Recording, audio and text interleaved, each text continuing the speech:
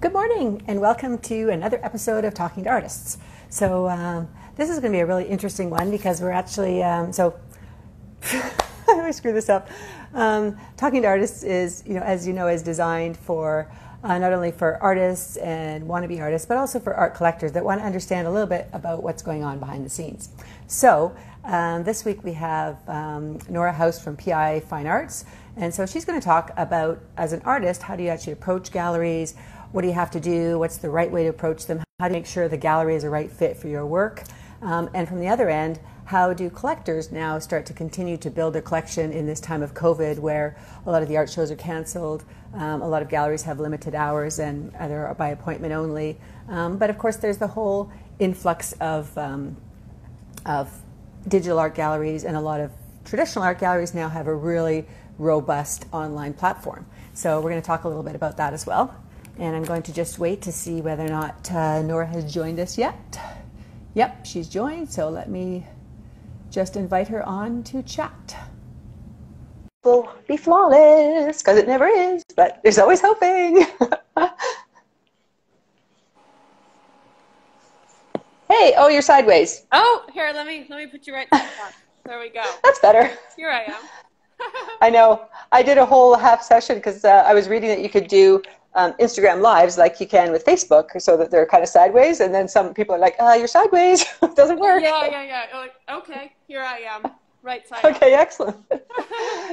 So this is Nora House. I gave a bit of a brief introduction from PI Fine Arts, but why don't you do a bit of an introduction about yourself and about the gallery and stuff like that. Absolutely. So my name's Nora. I'm the showroom manager here at the Toronto PI Fine Arts showroom.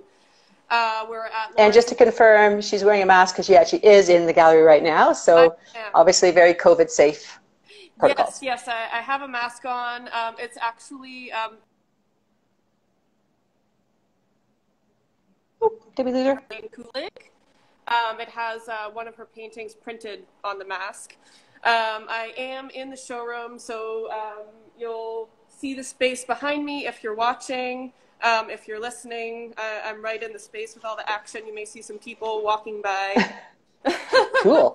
It's like live TV, reality TV.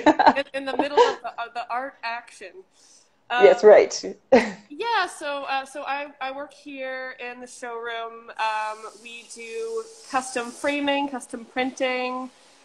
We have original art. We do custom mirrors. We work with both trade and retail. We work with collectors. It's a busy place, and we've been kind of moving with all of the changes that have been happening in this new world. So. How long so PI is located on Caledonia in Toronto, in sort of the design kind of district. How long has PI been around for? So PI has been around for over 40 years. We have been in this location between 10 and 15. We've been in this spot for quite a while. The business has really expanded over the decades, starting by connecting with a few artists selling poster art, then moving into custom framing, hospitality projects, working with trade accounts all over Toronto, all over the world. They've gained a lot of growth and success over the years. Mm-hmm. Yeah, it's interesting. I don't know if I ever told you, but about 2 years ago, I got a call from a designer in the U.S. Wanting to know if I did prints. And I said, well, I'm kind of always thinking about it. And she goes, well, we work with PI Fine Arts. Have you heard of them? I'm like, yeah, they're like down the street, right? And they're in Texas or something. Yeah, it was pretty cool. Mm-hmm. Nice. And so maybe we can talk a little bit about as an artist. Obviously, you curate your collection. You kind of take a close look. And I know even from working with you, there's pieces that I may have done that I'm super excited about, and you're like, hey, that's cool, but it's not the right time of the season, or you have kind of a vision of what's coming up because you're really tapped into the designer community as well. Do you want to maybe talk a little bit about how you find your artists or what that process is about? Yeah, absolutely. We find our artists in a variety of ways because we have been a part of the community for some time now. We do have a lot of artists reaching out to us directly with submissions, you know, sending their website, letting us know that they're interested, sending JPEGs, letting us know what they're working on. And then, you know, we assess those throughout the year based on what we need. We also usually find a lot of our artists from Artist Project every year. That's a big event that we all love to go to. Usually myself and the rest of the showroom consultants go together, and members of our art department go as well, and we all kind of scope out the scene, and we speak to artists. We often see a lot of our own artists there, of course. So it's also just a good way to continue networking with them and see like the new pieces that they're working on. And we collect business cards, and then we meet together and we share, and we decide on, you know, what we think is going to work for our space, for our curatorial plan, and for our clients as well, what our clients are looking for. So is it one of those things where an artist has to be in the right place and you sort of find them, or do artists reach out to you directly? And if that's the case, what advice would you give for artists to be more successful in terms of kind of, I guess, getting accepted for representation? Yes. So when an artist reaches out to me with a submission, and we do get quite a few of those, we get submissions quite often. Some things that I look for are an established web presence. So, you know, you have a website, you have an active Instagram, you have professional photos of your artwork. There's information about pricing and sizing available. If I reach out to the artist directly, you know, they're prepared to talk about pricing. They're prepared to send their CV, and, you know, speak about materials, speak about their process with confidence. Another thing I look for is at PI, we do have a price cap on originals of about $5K. So I am looking for originals that are going to fit into that price point. And then we're also often usually looking for quite large sizes. So I'll take you on a little bit of a tour at some point, but our space is quite big. And yes. Well, I know I did, I think it was last year, like about a year ago, and I had that one kind of primary wall. We had talked about doing a show, so I did all 36 by 36s, so because I thought they'd be really nice, kind of that linear. And I remember when they got hung, they were like, wow, they look so small. They're big. And then your place is so beautifully light and bright, and it's such a lot of space, and you can step back so far from the art, which is really nice. But I'm like, whoa, next time I think I better go larger. Yes, exactly. And we receive that comment quite often, especially with that front wall, because our front wall is huge, and it does have beautiful light.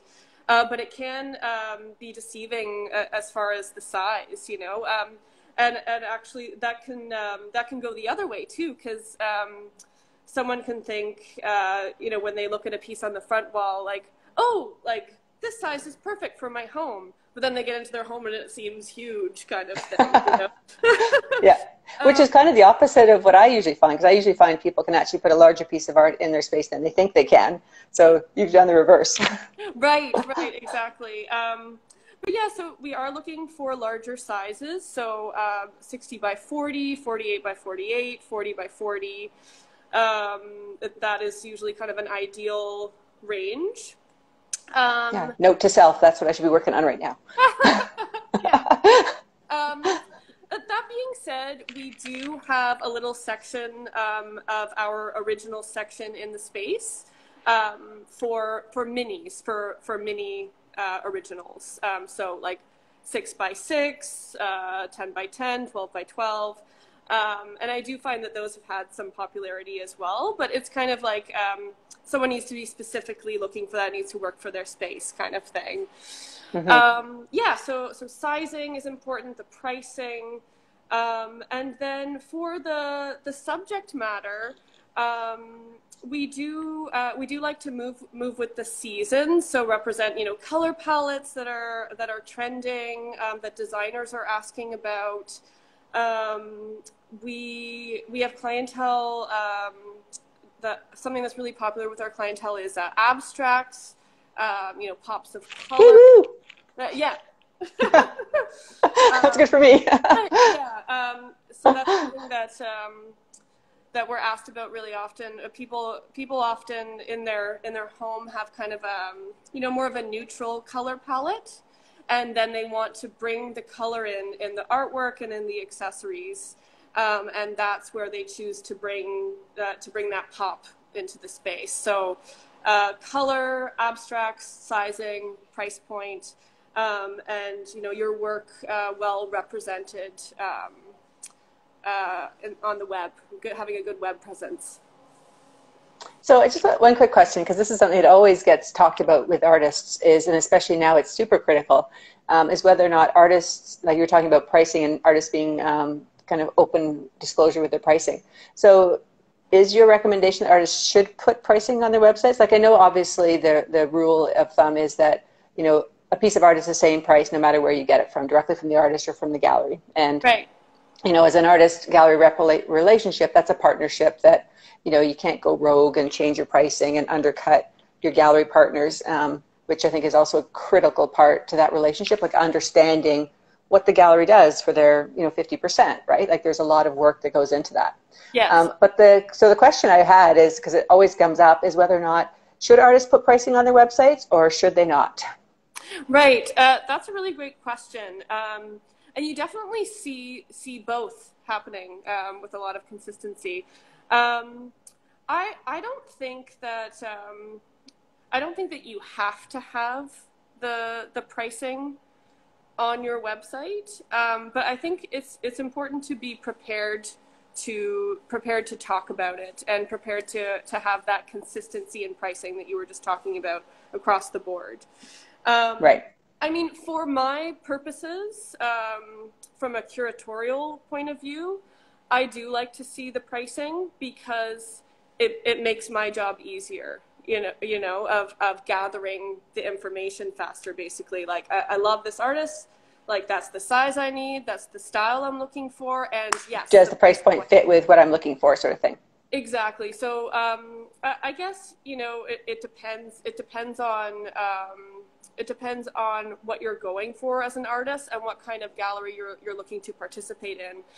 Something I'll think sometimes if I don't see the pricing there is like, ooh, this is going to be really expensive.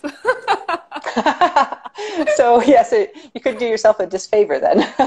Yeah, exactly. I mean, that's coming from my point of view, as far as like trying to plan a space and needing to hit certain price point marks, kind of thing. Yeah. And, you know, it's interesting. I find it's interesting too with, you know, it used to be, as an artist, you have obviously your information on your website, you do an outdoor show, or you have working galleries, and you track where that work is and where it is. Mm-hmm. And with shows too, like if it doesn't sell in one show, you bring it kind of to the next show, right? Like, which makes sense. I'm finding now though, with not having shows, but everything being online and the galleries being online, and the goal to kind of like start to sell online, have your own e-commerce sites, like you are now kind of forced to, because of shows that you used to do in person are now online. It's a little bit of an inventory management nightmare, I have to say. Like, yeah. To really make sure that, I mean, you know, I consider myself a fairly prolific artist, but I just can't keep up these days. And then, because you have so many pieces in so many different places, and then to try and make sure you don't, of course, sell the same piece twice, which would be horrible. Right. Right. Absolutely. Yeah. And, you know, your like social and web presence like does have more importance now, you know, in this new world. I keep on referring to pre-COVID as the before time. Yeah, the olden days. the olden days. Because it seems like a long time ago. It sure does sometimes. Yeah, but I think it makes artists and galleries, arts organizations need to have more focus on their online presence, and kind of like a new lens on it, as far as, you know, how can we continue to reach our clients our collectors, our artists in a way that makes them feel like, you know, we're still really connecting. Because I think like some of the most moving experiences that we all have with artwork is when we see it in person, or when we see it with other people, you know, at these,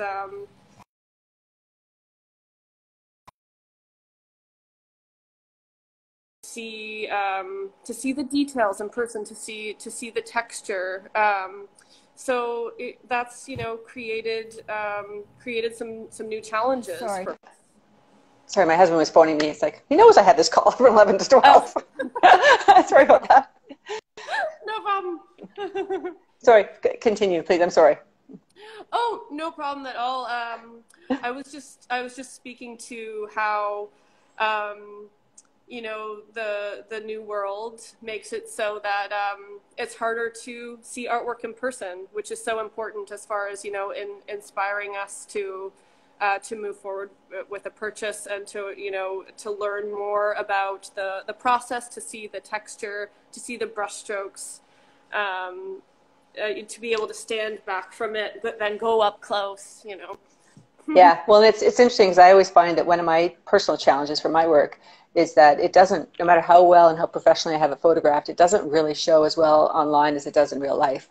And I don't know how many times people have come to it. They like the work, they come to a show and they're like, oh, I didn't realize you could see the wood grain. And I'm like, that's a key part for me, right? So I'm kind of struggling with how to kind of communicate that and educate people that that's what it is when you can't see it that well kind of online. And so I see a lot more artists doing art demos and things like that, I guess, to try and recreate that experience, which of course is never as good as being in person. Yeah, it's like it's a real challenge, because that is an important part of the art industry and the design industry too. Like, you know, seeing the colors and the textures and the fabrics in person, how they all work together, having that involvement with your project, you know.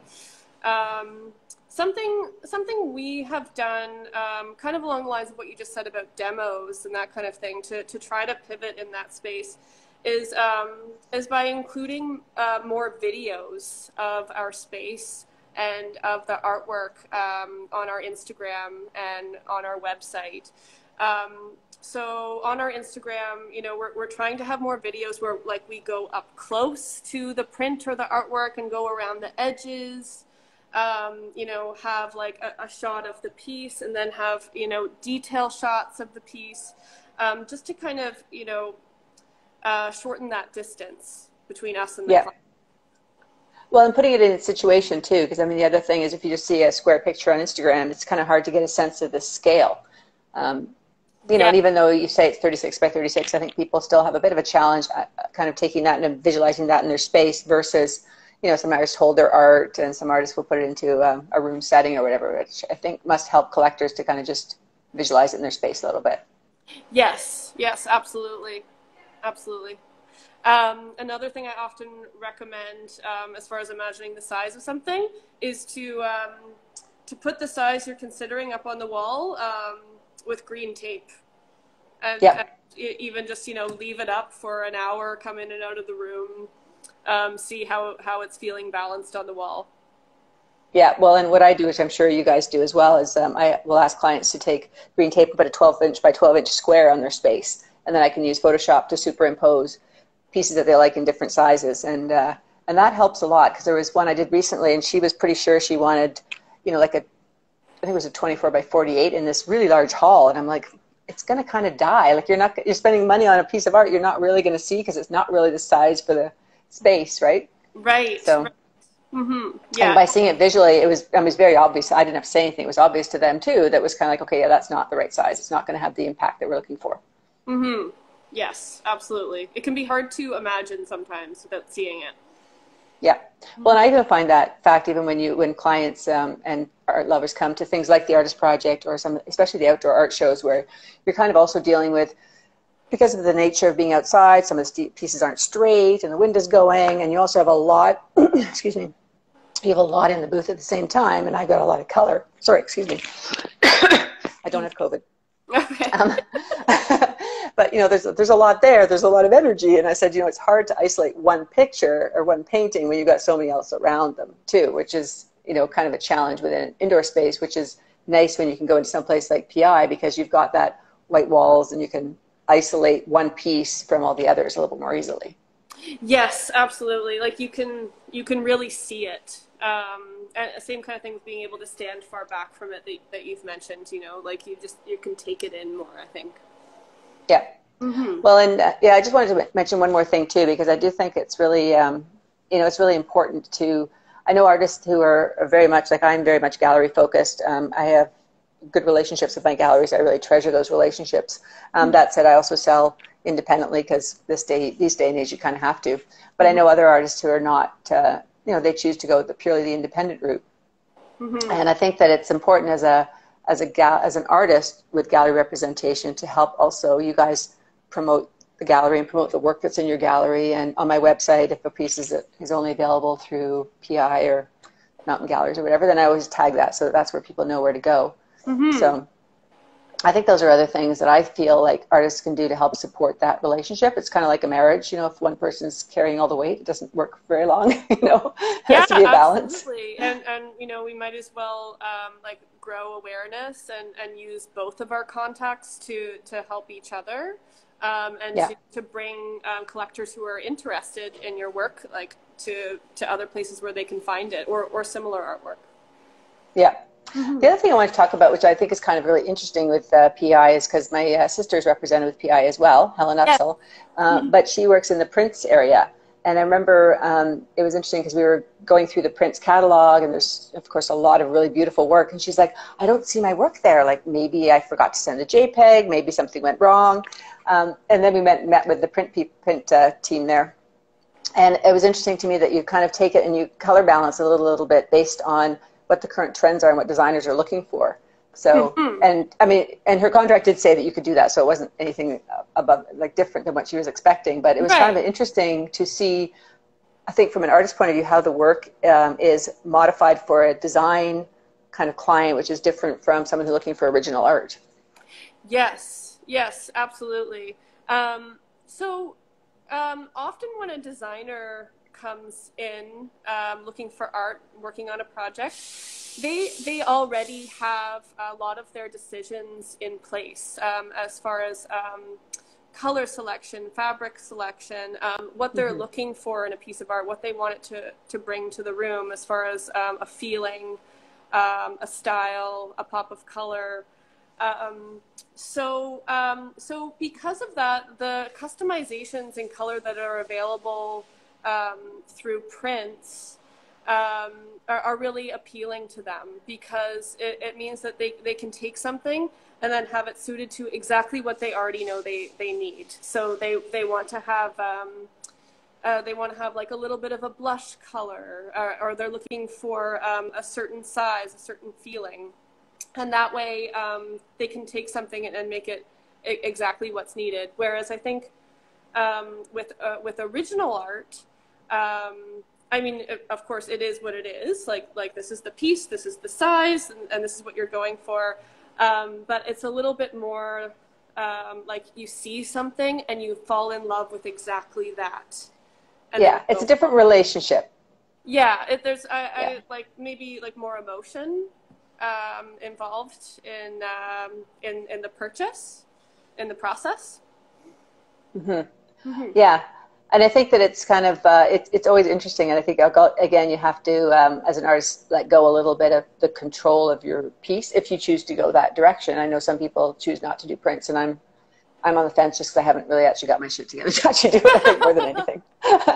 But it definitely is one of those things, I think, too, with fine art, there's a visceral, emotional connection to the piece of art.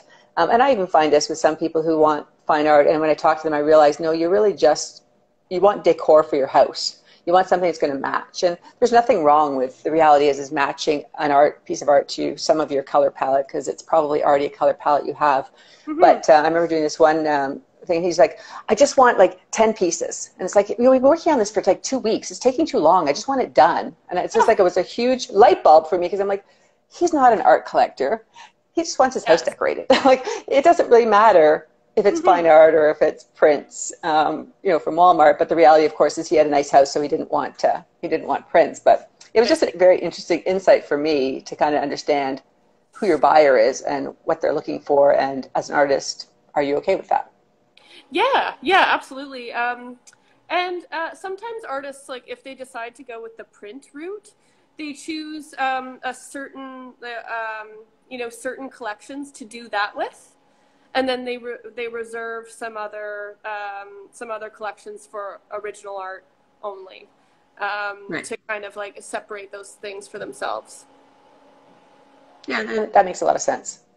And so would Absolutely. you say at PI, are most of your clientele designers or clients or? Most of our clientele is trade, interior designers, decorators, architects, working on projects in the hospitality industry, a lot of residential, commercial. Um, so basically, like when they come in, they already usually have an idea of what they're looking for. Sometimes they'll come in just to take a look around, get inspiration, get ideas flowing. But they often already know a few things about like the size they need, the feel, the colors. We do also work with retail clients. We're open to the public in that way as well. I find it's almost the reverse as far as like an overall trend. Of course, like there's all different people out there looking for different things. But I find the retail clients are more kind of looking for what captures them, looking for what they're drawn to, that kind of thing, as far as purchasing original art. Right. Mm-hmm. Yeah, we have a bunch of questions, but unfortunately I've lost some of them because I wanted to listen to what you're saying. Oh, So, yes. I think sorry, this is always the hard yeah, part. no, it's I get fine. so engaged in the conversation, I forget to look at the questions. But sorry about Yeah, that. Do you absolutely. want to? Can you give us a bit of a tour, maybe, of the studio, of the Yeah, gallery? absolutely. That'd be fun. Okay. So I'm going to take you with me here, and maybe I'll turn the camera around, and I'll just Yeah, that'd be speak as cool. we're walking around. And any piece of advice as you're talking through for either Um, collectors trying to look for a piece or okay, trying to identify a piece for their space? here we go. So where I was sitting here was it's called our pod section. So we have computers back there for the clients to use. We have some examples, custom print and frame. We have this very helpful sample wall here that shows off the different ways you can go about doing a custom print.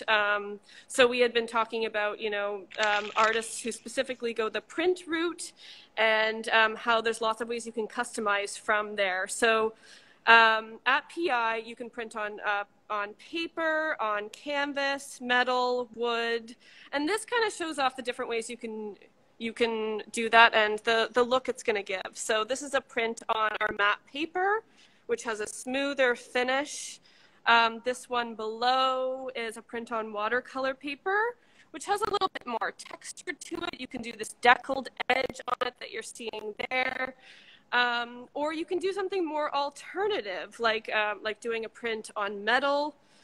We can also do cool things like cut it into a circle like that, gives it more of an industrial feel. Do a print on wood. And then it also shows off, some of the custom framing directions you can go into. So if we then kind of look at the rest of the space, just to kind of give you a pan here, you can see it's a huge space. There's lots to see. Often the first time you come visit us, you want a little bit of time to just, look around and Yeah. explore the different options. So if we go down this way, you'll see these bins here. So we have a few labeled abstract here. These are print samples. And these are more examples of prints that can be customized. So they can be printed on metal, canvas, they can be custom framed. And the same thing with these bins going down this way, also divided by category. So landscape, floral, all kinds of different lovely options there. We actually have a question from an artist. And she's got works, I guess she does a lot of works on paper. And are you able to then take that, scan it, and print it onto canvas? Yes, absolutely. So we can scan the artwork. We want to have a high resolution file to do that, and then it can be printed on canvas. And we have a few different options for prints on canvas. There's regular canvas, textured. You can do a gel application on top of that. It can, of course, be custom framed. So many different ways you can go about doing it. Here we have some examples of prints on metal. Oh, actually, sorry, we have another question. Yeah. We basically want, I think people want to know what the website is. Yeah. So Sure. you're at pifinearts.com, and then is there a different one for the print area? Sorry, I missed that part. What was, sorry, what did you say? Sorry, we've had a number of people ask for your website. So I just, I am losing you a little bit. I don't know if it's my reception or yours. But your website is PI Fine Arts. I'll post the website. I think she's going to move. That'd be great. And if you can maybe move back to where you were, because I think we're losing your reception a little bit. Oh, okay. Sorry. One day it'll be perfect. And by then we'll be back in person again. We won't need it anymore. Right. What about now? Is this better? Yeah, that's better. Okay, I see there. So pifineart.com is for the showroom, and picreativeart.com is for prints. So the person who's asking the question is Beatrice Douge, and she's actually a Montreal artist, and we're both part of the Copley Society of Artists. So kind of crazy to go to Boston to meet a Canadian artist, if she reaches out to you.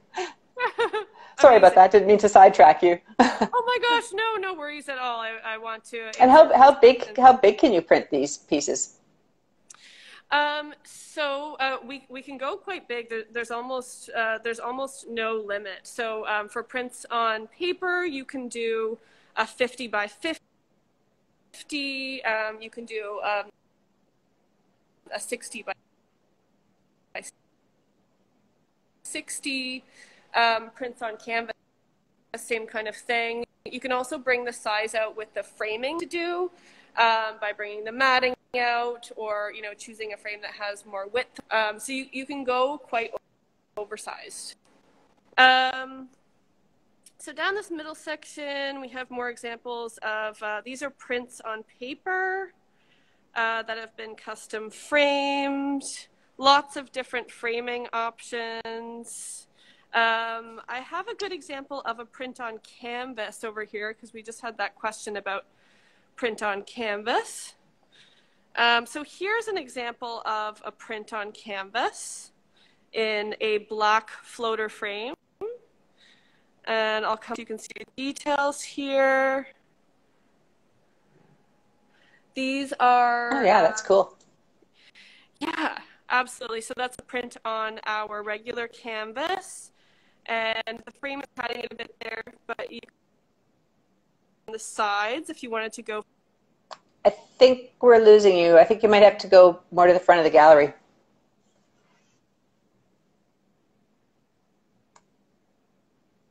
Nora?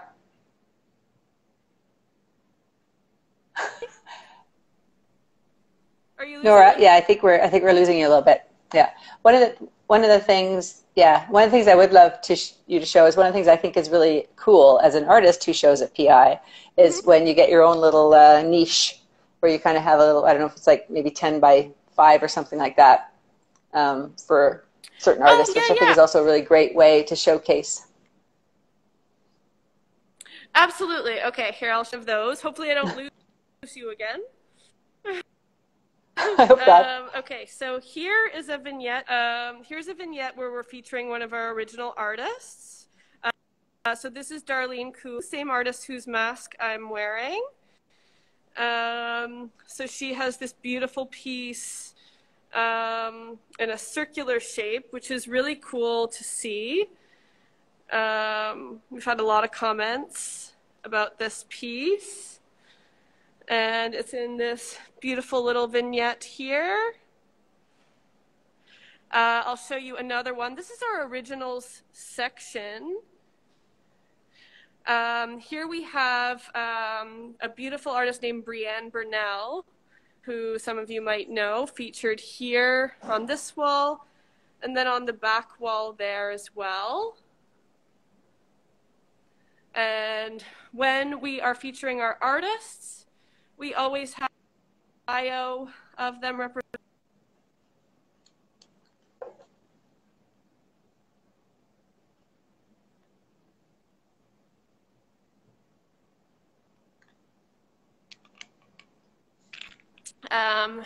Another original artist that we have represented in a vignette is this one here.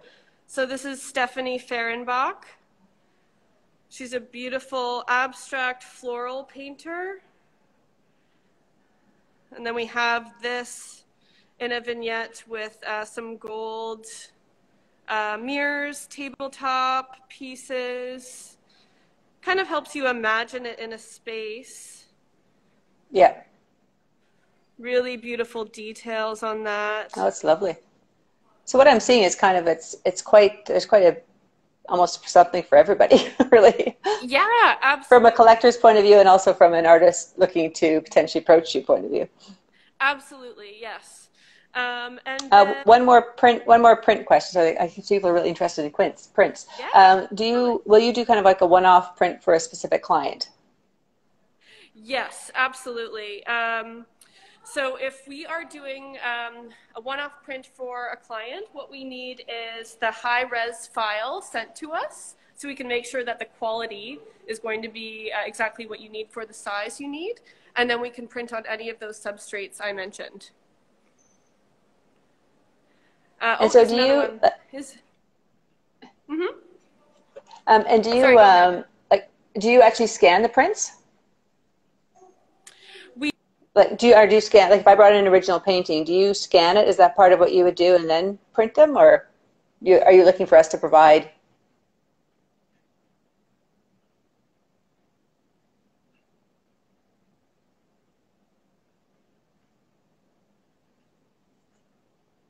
We're losing you again. Sorry, I don't know if it's me or you. Cost. Oh, I'm sorry. The connection. Yeah, it could be my connection too, but I'm sitting in one place. I'm sitting here. I'm here. Are you there? I'm here. Okay, good. Me too. Oh, no. Yeah, so I was just saying we do offer scanning services as well if you need us to scan and print something for you. And do you only do wall art, or do you also represent sculptural work? We do have some sculptural work as well, but it's not something that we focus on as much. It's not something we have as much interest in. So we're open to working with sculptural artists, but our focus is on wall art. Okay, that makes sense. Yeah. Okay, and maybe I'll show you. Hopefully the connection stays good. I just want to show you the front wall that we mentioned as well. Yeah, that'd be great. There's our beautiful front wall. Right now we do have prints up. So these are prints on canvas in floater frames in kind of a champagne color. These are 40 by 60. And then we do often feature original artists here as well. It's really great natural light, wonderful for photography of your artwork. Yes, that's what I found too. I went and I photographed everything. It's like, oh yeah, a better photograph if I take it in here. It's always great to have natural light, and this is kind of like the perfect spot for it. And there's another view of the front wall, and then how it opens up into the space there. Yeah, it's a great space. It is, yes. And here's reception. There's Amy. Yeah. Oh, excellent. Mm-hmm. So, personal question for you, Nora. What kind of art do you have in your house?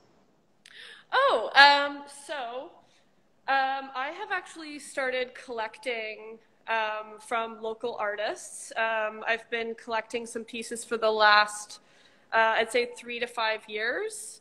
So I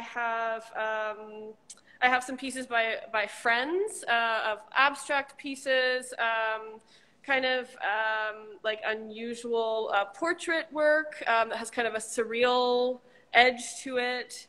I have a piece by Tony Taylor, if you know Tony Taylor. Yeah.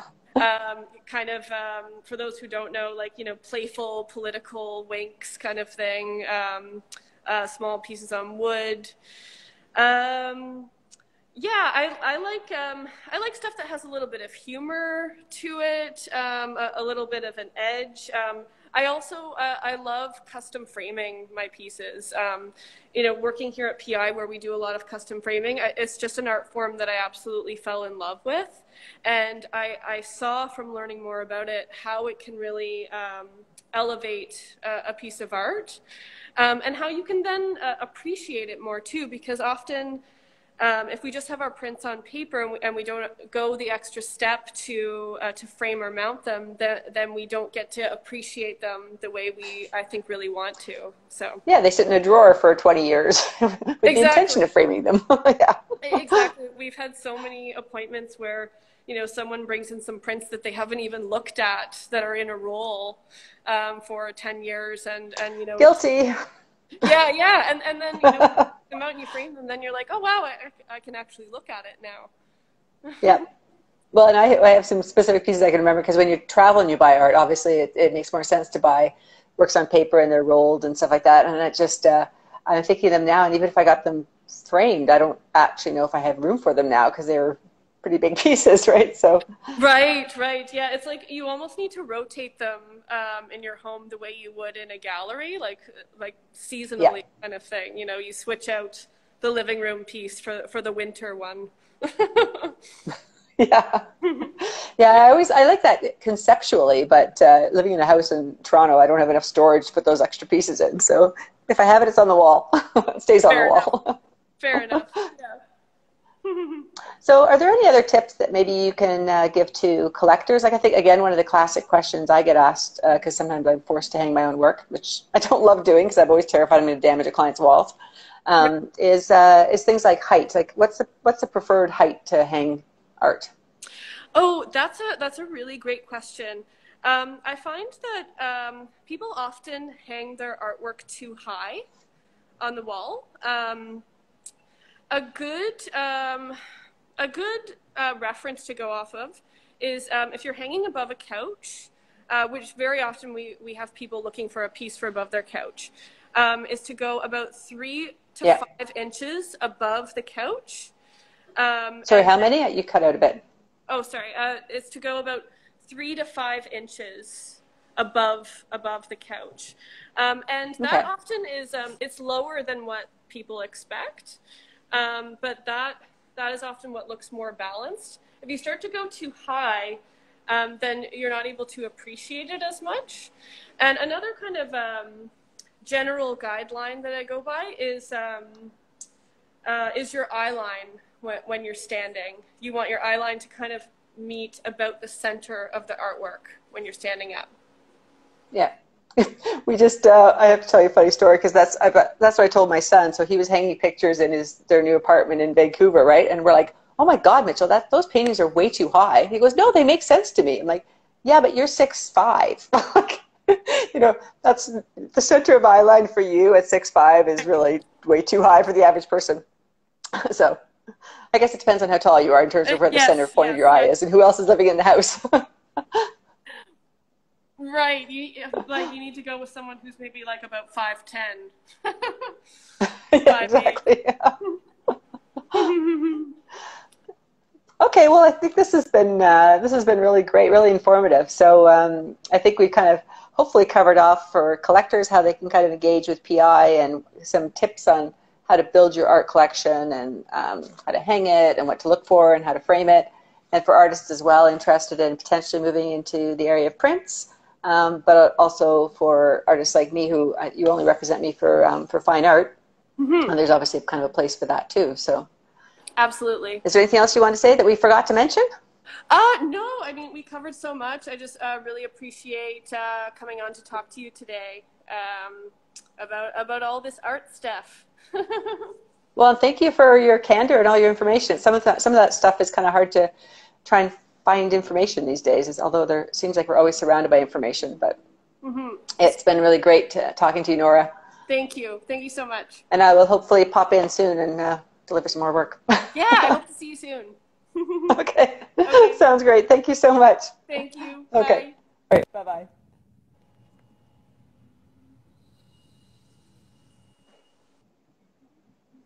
Okay, thank you so much. That was really so much information. I almost felt I probably should have done it in 2 different podcasts. But it's great to be able to have some candid conversations as artists and know how to approach some of these organizations. If you missed any of the information, this will be on my IGTV at Kate Taylor Art. It's also on my Facebook page, and it's also posted, or will be posted, on my YouTube, which is youtube.com/Kate Taylor Art, so that you can listen or peruse it at your enjoyment.